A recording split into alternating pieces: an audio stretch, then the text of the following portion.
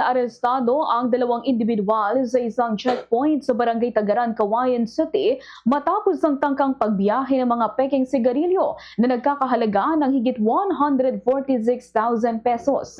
Batay sa nakuhang impormasyon ng Bombo Radio Cauayan sa Cauayan City Police Station, ang mga suspect ay isang 53 years old na ginang, market vendor at isang 49 years old na lalaki na kapwa-residente ng Barangay San Fermin, Cauayan City, Isabela.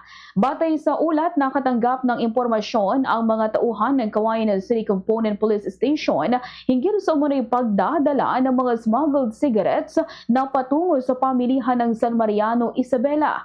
Dahil dito, agad nagsagawa ng checkpoint operation ang mga pulis sa kahabaan ng National Road sa Barangay Tagaran.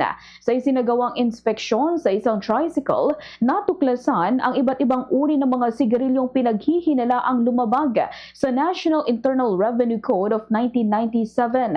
Nang hingan ng kaukulang dokumento ang mga sakay ng tricycle, nabigo silang magpakita ng anumang papeles na magpapatunay sa legalidad ng mga produkto. Kabilang sa mga nasamsam ang 99 reams ng Bon International Nace cigarettes na nagkakahalaga ng 99,000 pesos, 22 reams ng Fourth Menthol nagkakahalaga ng 22,000 pesos at 21 reams ng Carnival Red na may halagang 21,000 pesos at 4 na reams ng Nisei Baisha na may halagang 4,000 pesos. Sa kabuuan, ito ay aabot ng 146 reams na tinatayang nagkakahalaga ng 146,000 pesos. Ang mga nakumpiskang smuggled cigarettes ay agad namang dinala sa himpilan ng pulisya para sa dokumentasyon at kaukulang disposisyon. Samantalang sinikap din ng Bombo News Team na makapanayam ang mga suspect at batay sa pakikipag-ugnayan kay alias Manny, ang 49 years old na lalaking super ng tricycle, iginit niya na wala siyang kinalaman sa mga transportasyon ng pekeng sigarilyo dahil siya ay namamasada lamang.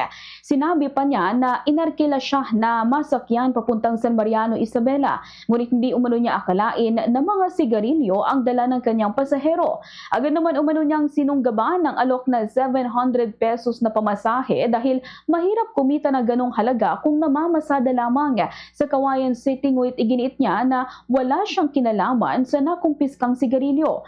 Pinangangambahan na lamang umano niya ang posibilidad na ma-impound ang kanyang trike na siyang ginagamit niya sa kanyang paghahanap buhay. Ganito ang bahagi ng pahayag ni alias Manny. Hindi ako kasali dyan. Ako ay namamasada lang po ako. At nagkataon lang na inakila nila ako. At ako naman nangangailangan dahil nga sa mga anak ko nag-aaral. Pinatulang ko na. Pero sa mga sigarilyo na wala akong ginalawan dyan, hindi ako nagtitinda. Hindi nga ako namimili ng ganyan. Bale, San Mariano. Kasi sila, may mga pusto sila sa San Mariano. 700 lang, ma'am. Halos magkakalapit lang yung bahay namin. Ang talagang, alam mo naman sa mga kapitbahay namin, meron nung na mga peke.